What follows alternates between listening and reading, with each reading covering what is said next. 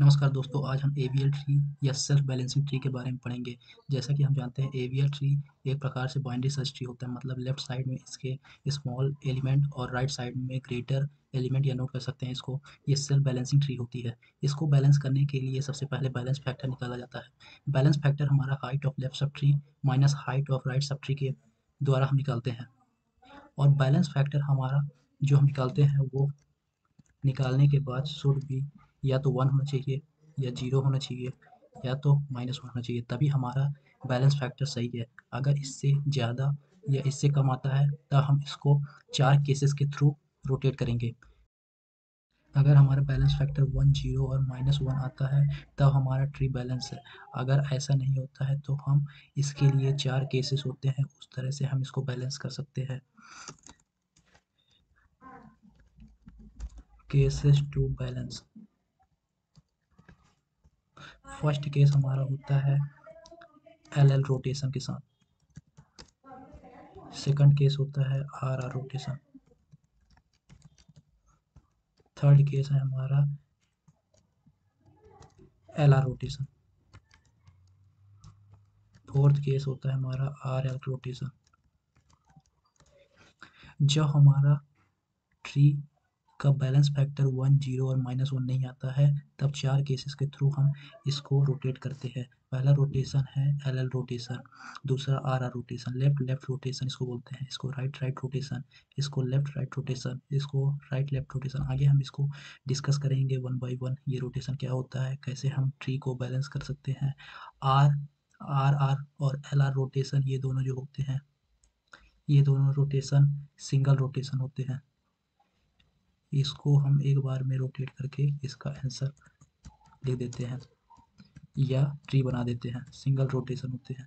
और इसी तरह हमारे एल आर और आर एल रोटेशन हमारे डबल रोटेशन होते हैं, इसको 2 बार रोटेट करना पड़ेगा। आगे हम सभी इसको फर्दर डिस्कस करेंगे, कैसे ये डबल रोटेशन होते हैं, कैसे ये सिंगल रोटेशन करते हैं इसमें। अब तो हम यहाँ पास पहला केस आर आर रोटेशन को डिस्कस करने जा रहे हैं। जैसे हमारे पास दिया हुआ है 8, 10, 11 को हमको एवीएल ट्री में इंसर्ट करना है। एवीएल ट्री हम जानते हैं कि ये दिया हुआ है 8, 10, 11 इस तरह से दिया हुआ है, पर हमको एवीएल ट्री के रूप में बनाना है। तो एवीएल ट्री में पहले जानते हैं क्या करना पड़ता है। सबसे पहले हमको बैलेंस फैक्टर निकालना पड़ेगा ईच नोड का बैलेंस फैक्टर। तो सबसे पहले 8 का हम निकालेंगे, तो 8 का बैलेंस फैक्टर निकालने के लिए इसके लेफ्ट सब ट्री में कुछ नहीं है तो लेफ्ट सब ट्री में 0 हो गया, और माइनस राइट सब ट्री में हमारा 2 है, तो 10 है कि 11 है, तो इसमें कितने नोट्स लगे हुए हैं, 2 नोट्स लगे हुए हैं। तो balance factor 0 - 2 equal to balance factor आ जाएगा हमारा 8 का। 8 का बैलेंस फैक्टर क्या आ जाएगा, 8 नोड का बैलेंस फैक्टर है हमारा -2। इस तरह हम बैलेंस फैक्टर सभी का निकालेंगे। तो यहाँ पास से हमारा डिस्टर्ब हो गया, यहाँ पास इसका बैलेंस फैक्टर -2 आ गया। पर ये हमको कब करना है, ये हमको सबसे लास्ट नोड से लेकर करना है। पहले 11 को देखेंगे, 11 का बैलेंस फैक्टर 0 है, इधर साइड इसके इसके लेफ्ट में 0 है, इसके राइट में भी 0, 0 सब ट्री लगी हुई है तो इसका बैलेंस फैक्टर 0 हो जाएगा। इसके लेफ्ट में 0 लगा हुआ है, एक भी 0 बैलेंस में 0 है। इसके राइट साइड 1 सब ट्री मतलब 0 लगा, 0 -1 करेंगे तो इसका बैलेंस फैक्टर कितना आ जाएगा, 10 का -1, जो कि बैलेंस फैक्टर ये रहेगा तो मतलब बैलेंस है, मतलब ये 10 हमारा बैलेंस है। अब जैसे हमने निकाला था 8 का बैलेंस फैक्टर -2 आ रहा है, तो मतलब यहाँ पास डिस्टर्बेंस हो रही है। और डिस्टर्बेंस कैसे हो रहा है, राइट राइट साइड में, दोनों राइट राइट साइड में बैलेंस में हमारे डिस्टर्बेंस आ रही है, इसलिए इसको हम क्या कहते हैं, इसको हम आर आर रोटेशन कहते हैं। और आर आर रोटेशन को सही करने के लिए इसको एंटी क्लॉकवाइज रोटेट करेंगे। इसको रोटेट करने के लिए हम anti clockwise anti clockwise rotation करके इसको हम बैलेंस कर सकते हैं। इसको बैलेंस करेंगे तो एंटी क्लॉक वाइज रोटेट करेंगे तो डिस्टर्बेंस -2 यहाँ 8 में आ रही है, तो 8 को बैलेंस करने के लिए इसको एंटी क्लॉकवाइज रोटेट कर देंगे। एंटी क्लॉकवाइज जहाँ पास से डिस्टर्बेंस आना शुरू होगा वहीं पास से हम उसको रोटेट कर देंगे। तो यहाँ पास 8 को रोटेट कर देंगे तो हमारा एवीएल, तो हमारा एंटी क्लॉकवाइज रोटेशन इसको करना है। 8 को हमने रोटेट किया, इधर साइड एंटी क्लॉकवाइज रोटेट करेंगे। तो एंटी क्लॉकवाइज रोटेट करने के बाद हम 8 को लेफ्ट सब ट्री में ले जाएंगे, लेफ्ट सब ट्री में चला जाएगा 8 हमारा। तो उसके बाद आफ्टर रोटेशन हमारा डायग्राम किस तरह दिखता है ये हम बनाते हैं, आर रोटेशन में किस तरह होगा। इसी तरह हम सभी का डिस्कस करेंगे और बैलेंस फैक्टर फाइंड करेंगे कैसे बैलेंस फैक्टर वर्क करता है। तो बैलेंस फैक्टर हमारा इस तरह निकलेगा, इधर 8 हमारा लेफ्ट साइड में चला गया तो यहाँ पास 10 हो गया, यहाँ 10 आ गया, फिर 10 के लेफ्ट सब ट्री में आ गया हमारा 8, राइट साइड में 11। तो ये हमारा आर रोटेशन के बाद इस तरह से एवियल ट्री का फॉर्मेशन होगा। एक बार हम फिर से समझेंगे किस तरह हुआ। हमने सबसे पहले 11 का बैलेंस फैक्टर देखा, बैलेंस फैक्टर 11 का देखा तो इसके 0 है लेफ्ट सब ट्री में और राइट सब ट्री में भी 0 एलिमेंट लगे हुए हैं, तो इसलिए इसका बैलेंस फैक्टर हमारा 0 आ गया। और इसका बैलेंस फैक्टर जब 0 हो गया तो हमारा ये नोड बैलेंस है। इसके बाद 10 का हमने देखा, 10 का देखा तो इसके लेफ्ट सब ट्री में 0 है, इसके राइट में 1 है, तो left minus right equal to -1, जो कि रोटेशन करने के बाद बैलेंस फैक्टर सही आ रहा है, -1 आ रहा है। यहाँ पास 8 में -2 आ रहा है बैलेंस फैक्टर, जो कि गलत आ रहा है, इसलिए हमने 8 को रोटेट किया और ये दोनों राइट राइट में लगे हुए हैं, इसलिए राइट राइट रोटेशन है। इसको एंटी क्लॉकवाइज हम करके जहाँ पास से डिस्टर्बेंस है उसको एंटी क्लॉकवाइज करके इसको करेक्ट कर देंगे और ये हमारा बाइनरी ट्री बन गया है, जो कि अब एवियल ट्री है। 10 लेफ्ट में 8 है, राइट में 11 है। इसके ये बाइनरी ट्री सर्च ट्री क्यों है, क्योंकि लेफ्ट साइड में ये फॉलो कर रहा है स्मॉलर एलिमेंट को और इसके राइट में ग्रेटर एलिमेंट को। क्वेश्चन दिया हुआ है, हम अब एल एल रोटेशन को समझेंगे। एल एल रोटेशन क्या होता है, एल एल रोटेशन मतलब लेफ्ट लेफ्ट रोटेशन, इसलिए हमने एक क्वेश्चन लिया है 10 9 8, इसको इंसर्ट करेंगे, एवीएलटी बनाएंगे। अब हम इसको इंसर्ट करते हैं। इस सबसे पहले हमने नोड बनाया फिर उसमें 10 इंसर्ट किया, 10 से छोटा हमारा 9 है, इसलिए हम 9 को इंसर्ट करेंगे।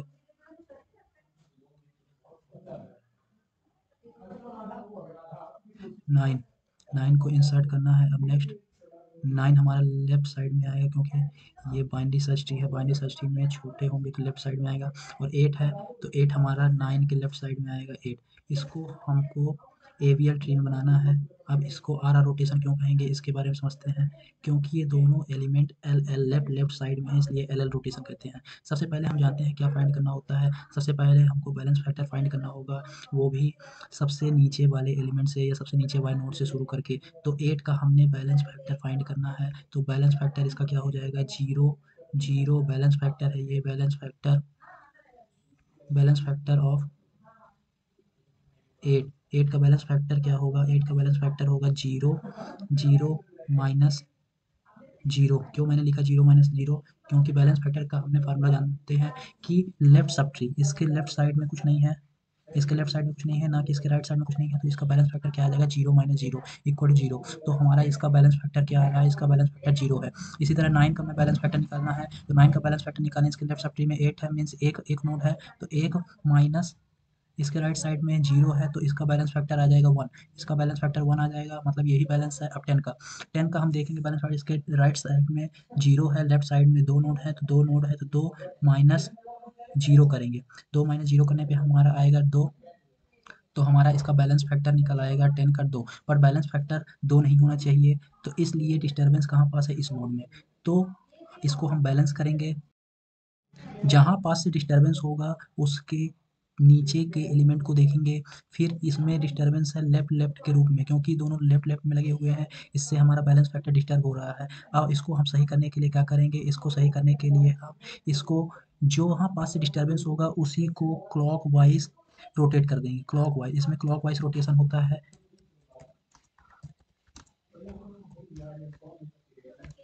क्लॉकवाइज रोटेट कर देंगे तो हमारा डिस्टर्बेंस कहाँ पास हो रहा है, 10 में, तो 10 को हम क्लॉकवाइज रोटेट कर देंगे। तो 10 को क्लॉकवाइज रोटेट करने के बाद हमारा क्या आ रहा है, हमारा एवियल ट्री बनेगा। यहाँ पास हमने क्लॉकवाइज रोटेट किया तो हमारा 9 ऊपर चला जाएगा, 9 ऊपर गया, फिर राइट साइड में हमारा 10 आ गया, राइट साइड में हमारा 10 आ जाएगा, और इसके लेफ्ट साइड में 8 तो रहेगा ही, क्योंकि रोटेशन सिर्फ यहाँ पास डिस्टर्बेंस होता है उसी उसका होता है रोटेशन। तो हमारा 8 यहाँ लेफ्ट सब ट्री में हो गया, राइट सब ट्री में 10 हो गया। उसके बाद हम फिर बैलेंस फैक्टर देखेंगे, इसका बैलेंस फैक्टर 0 है, इसका बैलेंस फैक्टर 0 है, और 9 का बैलेंस फैक्टर 0 है, 10 का भी बैलेंस फैक्टर 0 है, 8 का बैलेंस फैक्टर 0 है। तो हमारा यहाँ पास L L rotation, L L मतलब left left rotation, left left rotation यहाँ पास होता है। एक बार फिर समझेंगे, यहाँ पास 9 8 10 9 8 को हमको एबीएल ट्री में रोटेट एबीएल ट्री बनाना है। एबीएल ट्री बनाना है तो एबीएल ट्री बनाने के लिए सबसे पहले हमने पढ़ा था बैलेंस फैक्टर क्या होता है। Balance factor height of left sub tree minus height of right sub tree होता है। इसमें 1 0 -1 होगा तब तो बैलेंस है, नहीं तो ये बैलेंस नहीं है। तो एल एल रोटेशन में हमने क्या समझा, जैसे ये क्वेश्चन है तो इसका 8 का बैलेंस फैक्टर 0 है, 9 का 1 है और 10 का -2 आ रहा है, तो 2 आने से यहाँ पर डिस्टर्बेंस हो जाता है, मतलब ये ट्री बैलेंस नहीं हो रही। इसलिए हमने इसको क्लॉकवाइज रोटेट किया, तो क्लॉकवाइज रोटेशन के बाद 9 ऊपर चला जाएगा, 8 यहाँ पास लेफ्ट सब ट्री में, 10 राइट सब ट्री में आ जाएगा। इस तरह हमारा एल रोटेशन। अब हम लोग आर एल रोटेशन को समझेंगे। आर एल रोटेशन क्या होता है, हमारे पास क्वेश्चन गिवन है 10 12 और 11, इसको ए बी एल ट्री में इंसर्ट करना है और बैलेंस फैक्टर ही फाइंड करना है। तो सबसे पहले हम रूट नोड बनाएंगे। रूट नोड बनाने के लिए सबसे पहले 10 को इंसर्ट करेंगे, तो 10 हमारा रूट नोड है। तो 10 10 से बड़ा हमारा 12 है, तो राइट सब ट्री में हम इसको इंसर्ट करेंगे। राइट साइड में हमारा 12 इंसर्ट हो जाएगा।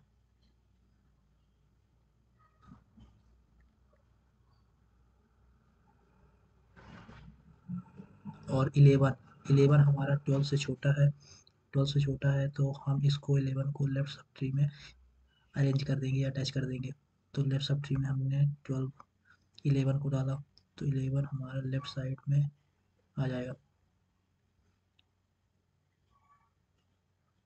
अब हमको सेकंड स्टेप हमारी रहती है कि बैलेंस फैक्टर सबका फाइंड करना है। तो सबसे पहले लोवेस्ट नोड से हम चालू करेंगे। 11 का बैलेंस फैक्टर इसके लेफ्ट सब ट्री में और राइट सब ट्री में कुछ नहीं है, तो इसका बैलेंस फैक्टर 0 हो जाएगा।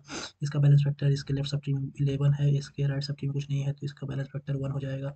इसी तरह 10 के लेफ्ट सब ट्री में कुछ नहीं है, लेफ्ट सब ट्री में कुछ नहीं है और राइट सब ट्री में 2 नोड हैं, तो इसका बैलेंस फैक्टर 0 -2 इक्वल टू -2 हो जाएगा बैलेंस फैक्टर। अब आर एल रोटेशन को पहले हम आर आर रोटेशन में चेंज करेंगे। आर एल रोटेशन को हम आर आर रोटेशन में ये चेंज होगा कन्वर्ट, पहले आर आर रोटेशन, क्योंकि हमने पहले ही पढ़ा था कि ये डबल रोटेशन होता है इसमें, तो इसमें आर आर रोटेशन होगा पहले। आर आर रोटेशन को हम करने के लिए इसको क्लॉकवाइज रोटेट करेंगे, तो हमारा 11 ऊपर चला जाएगा 12 के प्लेस में, और 12 हमारा इधर 11 के प्लेस में नहीं आके राइट साइड में चला जाएगा। आर आर रोटेशन जैसे हमने पहले पढ़ाई था कि क्या होता है आर आर रोटेशन। अब इसमें हम समझते हैं कैसे इसको इंसर्ट करेंगे। तो आर आर रोटेशन पहले तो हमारा 10 तो फिक्स रहेगा, 10 हमने फिक्स कर दिया। 10 के राइट साइड में हमने 11 को इंसर्ट कर दिया। 11 11 हमारा राइट साइड पे आ जाएगा, क्योंकि इसको क्लॉकवाइज रोटेट किया। 11 हमारा राइट साइड पे आ जाएगा। अब फिर उसके बाद हमारा 12 12 11 से बड़ा है, इसलिए ये भी राइट साइड में आ जाएगा। तो हमारा रोटेशन कैसे चल रहा है, इधर राइट हुआ और ये भी राइट पे हुआ, और यहाँ पास वैल्यू हमारी क्या है, यहाँ वैल्यू हमारी 12 है। 12, तो हमने इसको R L rotation, R L क्यों किया है, क्योंकि यहाँ पास आर, ये आर है और यहाँ पास एल है, यहाँ पास डिस्टर्बेंस हो रहा था इसलिए इसको आर एल रोटेशन कहा है। इसको पहले आर आर में शिफ्ट कर दिया, ये बन गया हमारा फॉर्म आर आर, जैसा कि हमने पहले पढ़ाई था आर आर रोटेशन होगा। तो इसको एंटी क्लॉकवाइज से हम इसको सॉल्व करते हैं आर आर रोटेशन को। अब आर आर रोटेशन को हम एंटी क्लॉकवाइज रोटेट करेंगे। सबसे पहले इसका हम बैलेंस फैक्टर फाइंड करेंगे। इसका बैलेंस फैक्टर 0 है, इसका बैलेंस फैक्टर लेफ्ट साइड में कुछ नहीं लगा हुआ है, इसके राइट साइड में एक नोड है, तो इसका बैलेंस फैक्टर -1 है। और अब यहाँ पास 10 का बैलेंस फैक्टर देखेंगे, राइट राइट पे लगा हुआ है, लेफ्ट साइड रेस्टिंग कुछ नहीं, तो 0 -2, तो इसका बैलेंस फैक्टर क्या आ जाएगा, इसका बैलेंस फैक्टर आ जाएगा -2, इसका बैलेंस फैक्टर आ जाएगा -2, ये हमारा इसका बैलेंस फैक्टर हो जाएगा। अब इसको डिस्टर्बेंस हमारा 10 के पास से आ रहा है, तो इसको हम एंटी क्लॉकवाइज रोटेट करेंगे। एंटी क्लॉकवाइज रोटेट करेंगे तो उसके बाद हमारा ए बी एल ट्री कैसे फॉर्म होगा ये चेक करेंगे। यहाँ पास हमने सबसे पहले 11 आ जाएगा एंटी क्लॉकवाइज रोटेट करने के बाद, यहाँ एंटी क्लॉकवाइज रोटेशन रोटेशन बनाना बहुत जरूरी है, यहाँ पास एंटी क्लॉकवाइज रोटेट होगा। 11 इसके नोड बन जाएगा और यहाँ पास इसके लेफ्ट साइड में और राइट साइड में, लेफ्ट साइड में हमारा 11 11 के लेफ्ट साइड में हमारा 10 आ जाएगा, लेफ्ट साइड में 10 आ जाएगा और राइट साइड में 12 आ जाएगा। इस तरह हमारा आर एल रोटेशन कंप्लीट होता है। आर एल रोटेशन एक बार और समझते हैं क्या होता है। आर एल रोटेशन में सबसे पहले हम इसको आर आर रोटेशन में कन्वर्ट करेंगे। इसको पहले बैलेंस फैक्टर फाइंड किया, बैलेंस फैक्टर में -2 यहाँ पास 10 में आ गया, तो उसके बाद हमने पहले इसको आर आर रोटेशन में चेंज किया। आर आर रोटेशन में चेंज किया तो हमारा 12 राइट साइड ऑफ 11 आ गया, क्योंकि इसमें बाइनरी सर्चिंग की प्रॉपर्टी है। तो इसमें ग्रेटर एलिमेंट राइट साइड में आ गया। फिर उसके बाद इसमें हमने एंटी क्लॉकवाइज लगाना है, क्योंकि इसको हम जानते हैं ये डबल रोटेशन है। तो पहले हम आर में चेंज करेंगे, फिर आर के कारण इसको बाइनरी सर्च ट्री के रूम बनाएंगे और इसको एंटी क्लॉक करके इसका बैलेंस फैक्टर आप फाइंड करेंगे। तो इसका जीरो आ रहा है, इसका भी, इसका left minus right equal to zero, one minus one equal to zero, और इसका भी बैलेंस फैक्टर जीरो आ रहा है। तो बैलेंस फैक्टर सबका जीरो आ रहा, मतलब ये बैलेंस है। तो इस तरह आर एल रोटेशन कंप्लीट। इसमें एल आर रोटेशन को हम समझते हैं। एल आर रोटेशन क्या होता है? लेफ्ट राइट रोटेशन इसको कहते हैं। इसको हमने क्वेश्चन के रूप में जैसे हमने पहले समझा, इस तरह इसको भी समझेंगे। इसमें 10, 8, 9 को इंसर्ट करते हैं। तो 10 को हमने रूट नोड बनाया। 10 10 से लेस देन है तो 8 आएगा। तो 8 इसके लेफ्ट साइड में, लेफ्ट सब ट्री में आ जाएगा 8।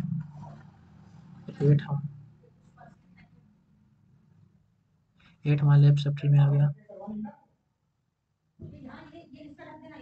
और इससे ग्रेटर है 9, 9 इससे बड़ा है, तो 10 से लेस देन, 8 से ग्रेटर, तो इसके राइट सब ट्री में आ जाएगा 8 के। तो यहाँ पास 9 हमारा राइट सब ट्री में आ जाएगा। राइट सब ट्री में आया। तो अब सबसे पहले इसका बैलेंस फैक्टर फाइंड करेंगे। तो 9 का बैलेंस फैक्टर जीरो आएगा। बैलेंस फैक्टर के बारे में हमने काफ़ी डिस्कस कर लिया है। इसके लेफ्ट सब ट्री में एक भी एलिमेंट नहीं है तो जीरो। इसके में राइट साइड 1 है, तो इसका बैलेंस फैक्टर आएगा -1। -1 इसका बैलेंस फैक्टर है। इसका लेफ्ट साइड में 2 एलिमेंट है, राइट साइड में 0 है, तो इसका बैलेंस फैक्टर 2 आएगा। बैलेंस फैक्टर हमने बहुत डिस्कस किया है कि height of left sub tree minus height of right sub tree. अब इसमें आर आर एल। अब आर एल क्यों कहा गया है? क्योंकि इसके लेफ्ट, सॉरी, यहाँ पास ये लेफ्ट साइड पे लगा हुआ है, लेफ्ट साइड पे, और ये इसके राइट साइड पे लगा हुआ है। तो यहाँ पास एल आर रोटेशन होगा। एल आर रोटेशन, इसलिए इसको एल आर रोटेशन कहते हैं। इस एल आर रोटेशन को पहले हम चेंज करेंगे एल एल रोटेशन में। एल एल रोटेशन में चेंज करेंगे। तो आर वाला जो है इसको हम क्लॉक वाइज रोटेट करेंगे। क्लॉक वाइज रोटेट करेंगे। क्लॉक वाइज रोटेट करने के लिए उसके बाद हमारा ट्री कैसा बनेगा? ट्री फॉर्मेशन 10 हमारा एज इट इज रहेगा।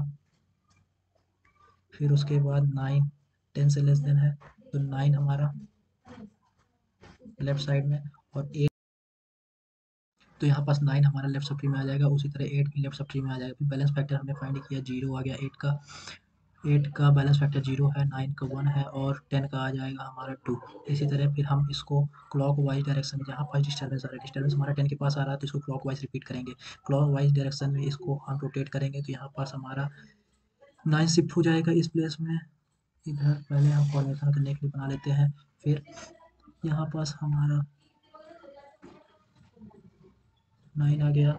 9 हमारा इधर आ जाएगा, इधर 8 आ जाएगा, और यहाँ पास हमारा आ जाएगा 10। 10 हमारा राइट साइड पे रोटेट हो जाएगा। तो इसको ट्री फॉर्मेशन के लिए एजेस बना देने चाहिए। एजेस ये बन गया। अब इसका बैलेंस फैक्टर हम फाइंड करते हैं। बैलेंस फैक्टर इसका 8 का 0 है, 10 का भी 0 है, और 9 का भी 0 है। इसलिए ये हमारा, एक बार फिर से हम फिर समझते हैं क्या होता है L R rotation. L R rotation को पहले एल एल रोटेशन में करेंगे। एल एल रोटेशन में करने के लिए इसको एंटी क्लॉकवाइज रोटेट करेंगे। एंटी क्लॉकवाइज रोटेट करेंगे, फिर एल एल फॉर्मेशन होगा। एल एल फॉर्मेशन को हमने पहले ही देखा है कैसे होता है। एल एल को हम क्लॉकवाइज रोटेट करेंगे, तो 10 हमारा शिफ्ट हो जाएगा यहाँ पास, 9 ऊपर चला जाएगा, और 8 यहाँ पास हो जाएगा। ये हमारा एल आर रोटेशन यहाँ से कंप्लीट हुआ। इस प्रकार से ए बी एल ट्री में कैसे कैसे रोटेशन होते हैं, किस तरह रोटेशन किया जाता है, हमने ये जाना। Thank you.